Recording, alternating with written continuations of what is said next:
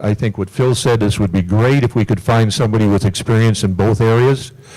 I hope that we all realize, in my opinion, we tried, our last food and beverage director prior to this one was, in my opinion, from the private industry.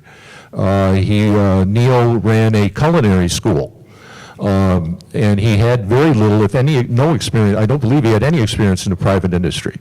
And that did not work out real well.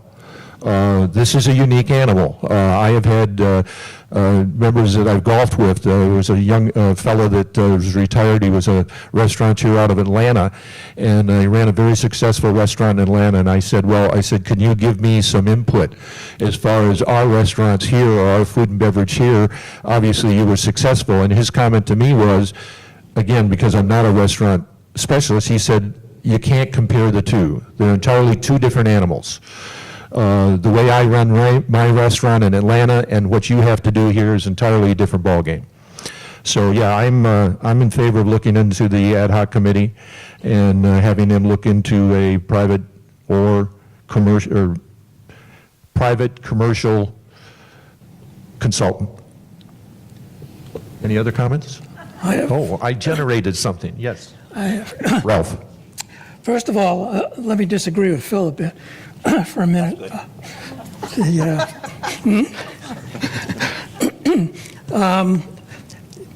He stated that he thought if we had a consultant in here, we'd start to see immediate results on that thing. Yeah, you did. I said if it succeeded, the payback period would be very short. For sure, and I disagree with that. That's fine. Too. Okay, that I disagree with. And the reason and through experience on this, the reason I say that is that when the consultant comes in, first of all, that's going to take a little bit of time. But second of all, to make any kind of substantive change, I can guarantee you it's a year or 2 years before you'll see any substantial results. Yes, it'll go down and it'll trend where you want, but it isn't going to go away. And especially if you end up with more than one consultant. Well, we have 2 or 3 different consultants that specialize in certain areas on that thing. Consultant is another one of those. It's not a magic word. I've done consultant. It's not magic on that. Then the second area that I had on here was on the committee. I mean, the board members know very well I dislike committees of any kind on that thing. I can live with committees that are in an advisory role, and they can come in and they can give me their thoughts. And sometimes they do have thoughts that are contrary to mine, and I may even bend to them on that thing. But to me, a committee is 6 or 8 people in there that are trying to represent our 13,000 members that we have. And not only that, but the committee only represents the resident members of what we are, which means that's about 30 or 40%. So I'm kind of, coming from the business I come from, committees don't work in my mind. Other than pure advisory, I would never, ever, ever vote or consider an executive committee that has decision-making powers and powers over my management, who I'm paying a substantial fee to run this place on here. So, in my mind, no to committees, and just be aware, if we do a consultant, it's a protracted time before you see results. I'm not going to say as adamantly no to the consultant as I say adamantly no to the Food and Beverage Committee. Thank you. Okay, John? Yeah, mine was just I want to challenge Ralph on a technicality on his statistics. I'd never heard that statement before. There's only one restaurant in Crossville that does breakfast, lunch, and dinner. So I did extensive research for 30 seconds, Yeah. and I've come up with a second one. Which one? The Grinder House technically now does. That but falls under other diner. than that, you're spot on. There's That falls under diner, drive-in, and dive. Well, but yeah, you're right. It is when you look at them. There's Yeah. other than fast food, it's true. Okay. Phil goes to Waffle House. I've never been to a Waffle House. No. We all have different opinions of fine dining. Yes. I thought I might have heard you say something that you flip-flopped something. So just for clarification, for everybody's benefit, you were talking about this gentleman, Neil Archibald, who was at one time our food and beverage director. Yes. And what my understanding is that he was not from the club industry, but was in fact, his background was in the private Yes. for-profit That's what I meant. industry. Did I? Okay, yeah. that's You what- might have. And what you went on to say was, so we had a food and beverage director whose focus was private, for-profit, and, Okay, yeah. and it didn't work out. Right. That could have been a people problem, it could have been Yes. an expertise problem, but anecdotally, it's a factual statement. Right. Thank you. Okay.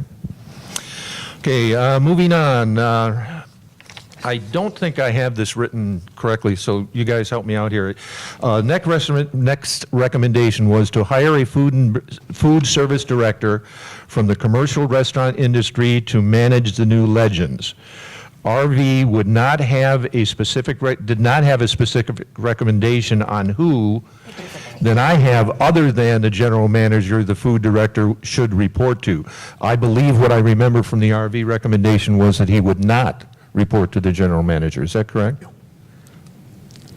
I think that's correct, but I think this whole recommendation is premature. If we go with a consultant, which seems to be the consensus, then we obviously wouldn't make any decisions until we see a consultant's Right. report, etc. Yes. So I would defer this I debate have on no- this yes, I agree recommendation. with that. I do, however, think that it's correctly stated. Is that right? We said we made that. Yeah. I agree. Okay. Then it was right. Okay, moving on. Next recommendation on food and beverage would be to eliminate, all discounts. Yes, oh, Ralph. I'll make this one short. The subject of discounts, in my mind, is really going to be tied to direct profits. And by that I mean if the revenues minus food expense minus labor expense is positive, then some discounts make sense. If it's negative, then I would agree that discounts don't make a lot of sense to give away more money than you're already giving away on here. But the discounts in general are meant to provide an incentive on here, an incentive to the revenue side of the equation. And the 5% discount for members really is marketing to try to attract members that are already happy in going there and spending money, and you're giving them 5%. That's like I ran a direct mail company for a while, and I learned real fast that you only sent direct mail to people who can afford to do it, or people who can afford to want to buy it. I learned real fast you didn't try direct mail to family world, things of that nature. You went to the bigger name things because they didn't have the money. You went where the money went. So the 5% discount is meant to attract people that already go there and like it. It's probably not going to attract any new people just to say 5%. The 50% to employees is more of a benefit to the employees than it is an advantage to the food place. Although it does have a side. Here again, this is an intended consequence that an employee comes in and gets 50% off and he brings his wife and 3 friends. They don't get 50% off, only the employee gets 50% off. So that can drive incremental revenue as a discount. But here again, that might not make sense if it were a negative direct profit situation. And the thing what we have to be careful of here is the unintended consequences by eliminating all discounts on here. And that means that it might reduce sales even further than where we are right now. So, I am against eliminating discounts, bottom line, but under controlled conditions. Okay. Any other comments? Of course. John?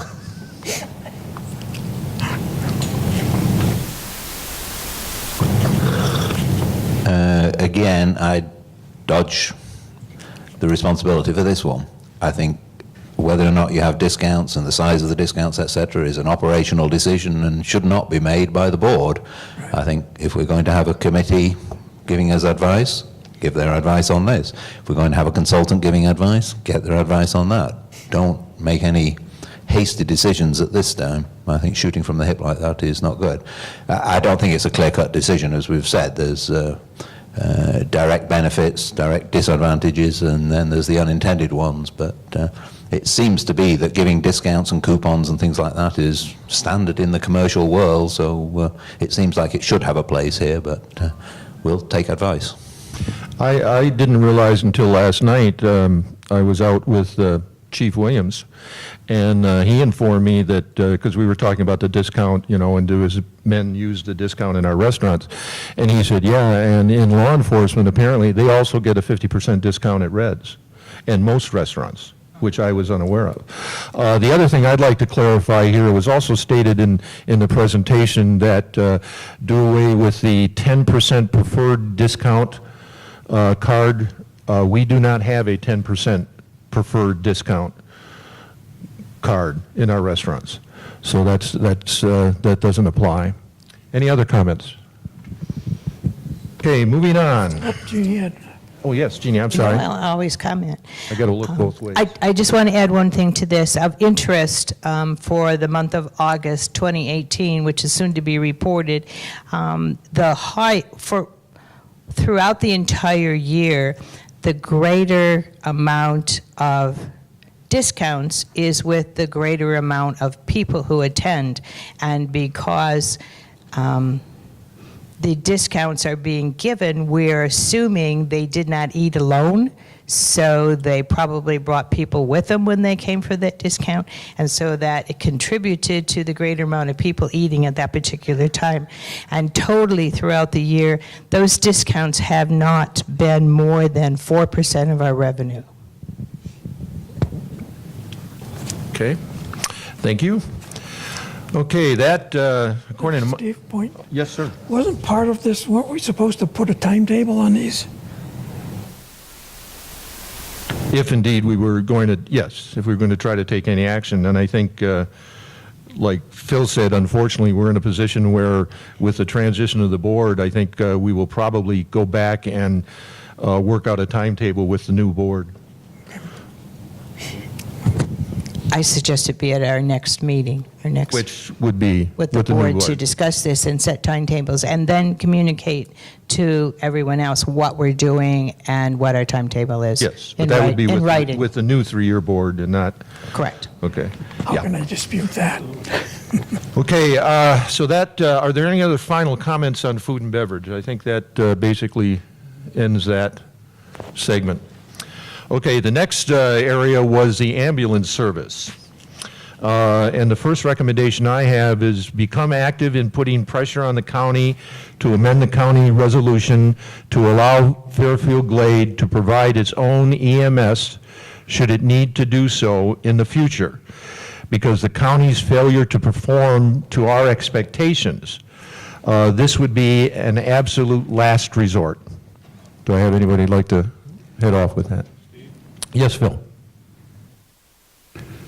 I really would like to lead off on this one because earlier this week, as you know, Steve, you and I had an opportunity to travel to Knoxville with some members of our community, and because of that, I have actually written out my notes here, and I apologize for that, but I want to say it the way I wrote it. One of the core values in our community clearly is to provide a safe environment for our residents and guests. The desire to get the best ambulance service possible is consistent with that core value. RV, first of all, as you just stated, Steve, first asks us to put pressure on the county to provide an 8-minute response time. And I believe that what their intent there is to say 8-minute average response time, and that's an important distinction at some point in time. They also believe that the current response time by the county EMS is in the neighborhood of 10.5 minutes. Again, average response time for emergency calls. At our previous first public meeting, Residents' Voice stated that there were companies out there who would guarantee an 8-minute average response time. They also stated that these companies would provide this service at no cost to Fairfield Glade. Subsequently, and it's in your packet, I think, they backpedaled a bit and said, in essence, that they were relying on Mr. Byers, John Byers, some of whom you know, for this information. But Mr. Byers had said there was no such certainty on either point at this time. Personally, I'm sorry, but I think that's kind of an irresponsible way of approaching a matter like this, to make assertions and allegations and then have to backpedal. And it really illustrates one of the reasons that I really find it a little hard to interact with Residents' Voice. That may not be particularly popular, but it's the truth for me. On the other hand, it's a whole lot easier for me to consider the possibility of continuing interaction with Mr. Byers and the other residents who formed a committee with John to explore the whole EMS situation.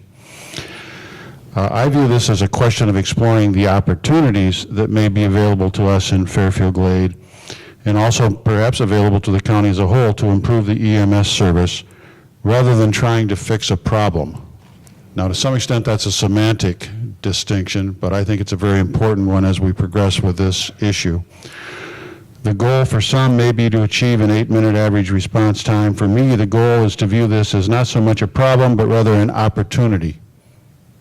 An opportunity to get all the information available so as to develop all of the possible vehicles and alternatives that may be available to improve the EMS response time as much as possible, and then see if we can bring one of those to fruition. One step in that direction was the opportunity that I mentioned that Mr. Smith and I had 2 days ago to accompany Mr. Byers and about 7 others from our community on a trip to Knoxville to meet with the private company that currently provides ambulance service to Knox County, among other places, among a lot of other places. I'm grateful that I was invited because the meeting was tremendously informative. For me, however, it actually raised about as many questions as it answered. And these are the questions that a committee can address and bring answers back to the board and to our community. RV recommends that we put pressure on the county to achieve an 8-minute response time. They also recommend that we put pressure on the county to modify an existing county resolution that some of you have more familiarity than others, that some read as prohibiting private ambulance service. It probably doesn't say that, but it is a roadblock. I, of course, am opposed to both of those suggestions, the letter of those suggestions and the spirit, in this case. Another of our core values as a community is to maintain and improve relationships with governmental entities. And the main governmental entity in that case is the county. In other words, we are trying to maintain the best relationship we can. Adopting a posture of putting pressure on the county is neither prudent nor pragmatic. And I'll digress here from my written comments. In other words, I'm saying if you go down, hypothetically, you go into the county and you say, I'm here to put pressure on you to change something. You're apt to get some pushback on that, period. Here's what I can support. Allow the so-called Byers Committee the opportunity to move forward as a board and a community, maintain a direct line of communication with that committee, encourage them to develop factual information and data that all the stakeholders can agree on as a point of beginning. And that has been, to date, something of a problem, getting oranges and apples sorted out at points. Then use that data to explore every alternative that might be available to improve the EMS service. Evaluate the pros and cons of each such alternative, and then work with the board to identify the stakeholders, identify the elements of any such plan that might make all the stakeholders ideally winners to the maximum extent possible, identify the steps needed to bring a plan to fruition, and begin the process of trying to get the best possible alternative implemented. My position, by the way, is based on my current belief that the county and our county elected representatives are necessary stakeholders in that process, inevitably. And that's a really good reason not to adopt the proposals, which I believe will unnecessarily alienate those very stakeholders. But I am there's no downside to this in my mind. If you look at it as opportunity, if you look at it as exploring every alternative to improve the life-saving service that is provided to us, you know, why wouldn't we? Period. Thank you. Thank you, Phil. Yes, Ralph? You seem to have covered all of the spectrum on the EMS, and I agree with what you said, Phil, on that. But let me have a couple of counter discussion. Your mic. Oh, I'm sorry. What did it do, fall out? No, there it is. Now it's working. Is it working? You're good. It says it's on. Okay. You're good. Hear it? There you go. There you go. The stupid thing won't hang on my ear.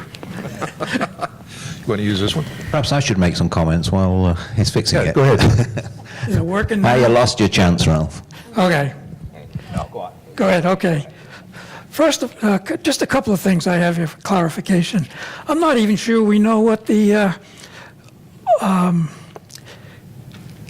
parameters are that we're trying to meet. Here it says to provide an 8-minute response time. It was my understanding that the Heart Association says it's an 8-minute, it's a 90% of the time. It has to be 8 minutes. Is that true?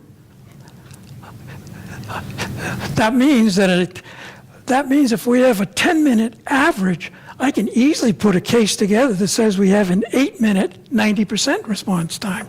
So I'm not questioning the numbers. I'm just saying I'm not sure that the county isn't doing what they're supposed to be doing. They might not be, but we need to look at that. It's the shape of that curve that makes it. This isn't a nice bell-shaped curve averaging 10 minutes. This could be a bilobal bell-shaped curve where we've got a lot of responses at 6 minutes and a lot of responses at 25 minutes, which come 10. So I'm saying we need to look at the data a little more. Now, I do agree. Here's a case where a committee can be useful. But I would only agree if it's a subcommittee of the EMS committee. We already have a committee. We don't need multiple layers of committees on here. So if the EMS committee at the county would use this as a subcommittee to look at Fairfield Glades specifically, I think that would be useful. And maybe we'd even learn to play nicely with our county neighbors if we did something like that. So I would, in this case, I would agree with a subcommittee as part of the EMS committee on there. As far as the notes here that we've got outside contractors, Phil addressed this. Any outside contractor that reacts to a phone call that hasn't come in and done the survey and looked at the geography of the area, at the mix of people, and then come up with an answer, I don't believe anything they would tell me. They need to do detailed looks at it. So that one there is explore funding source options.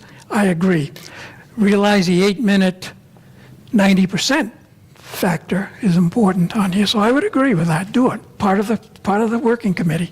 And I have no problem with the current committee if they get tied in with the county. And I think those are my main points on this, because like Phil said, this is important. I've had to use the ambulance service for my wife on a couple of occasions. And I will say that the 3 times I've used it, all 3 were less than 8, which is surprising because it takes 8 minutes to get from the damn station to my house. So I'm not too sure on the statistics. Let's put it that way. Thank you. Thank you, Ralph. John, or Jeannie. I just have a question that can't be answered at this particular time, but I would like to look into it in the future. Being a medical person, I know 8 minutes is too late.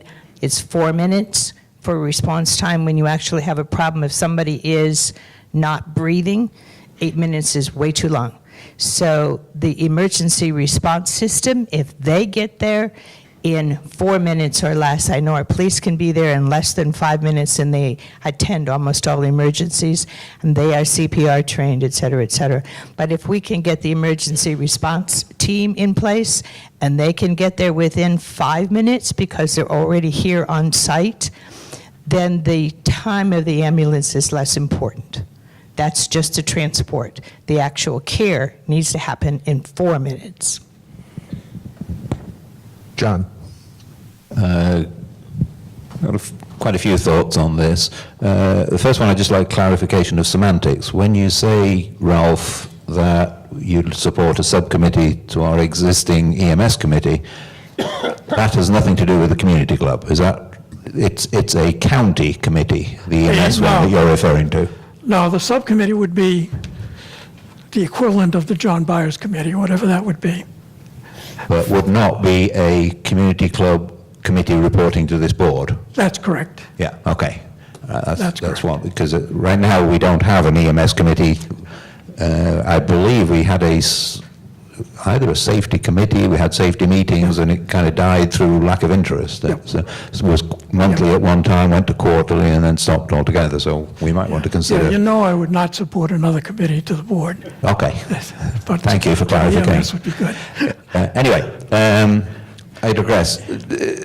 In summary of all this, my philosophy, my belief is that this issue is ripe for being dealt with in exactly the same way as the wind turbine issue.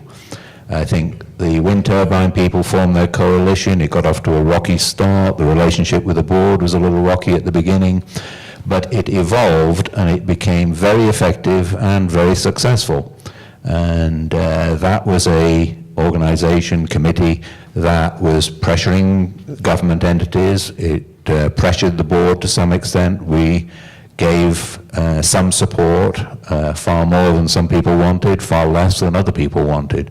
But I think if the John Byers Committee, for want of a better term, evolved into that sort of organization, I would think that's the best way of approaching it, and then the board can lend its support as appropriate.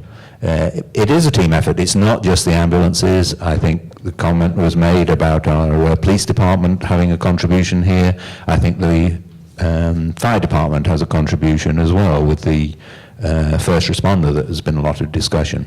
So I am not in favor of the community club board of directors taking on the responsibility for the ambulance service in any shape or form. I strongly support evaluating the ambulance service and supporting, making changes or whatever in conjunction with the county, private suppliers if appropriate, the board, etc., with all parties. But I think the wind turbine coalition model is far more appropriate than either a committee of the community club or have the committee take responsibility for it. Thank you. Okay. Any further discussion? Well, whether I gave that impression or not, I actually agree with you, John. Yeah. Don't get a big head, John. Okay. I'm going to go on here. I think what we've done here is inadvertently, I think we have responded to several of these other recommendations. The second recommendation I had was become active in putting pressure on the county to provide an 8-minute ambulance response time and make it clear that is our near-term expectation and that we do indeed care about the issue. Residents' Voice did not offer any specific ideas on how to accomplish this. Am I in agreement that we've already talked about that? Okay, the next one also, Ralph, you jumped way ahead of us. Well, I followed Down a Phil's little lead. bit here. Explore the funding source options to help realize the 8-minute response time. Any comments on that one? Don't. Yeah, it depends on what. And then the next one is. That's part of the subcommittee. Yes, that's what you said. Okay. Establish a response time working committee with the county's emergency service committee. I think we talked about that with if John Byers' committee would be willing to do that type of thing. I think we've covered that one.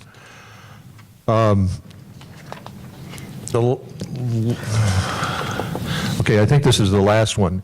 Amend our charter to reflect, and we've not talked about this, to reflect what we are doing now and in the future. I think I'll head this one off. We have checked with our lawyers. There is nothing wrong with our charter. Our charter is fine. We can do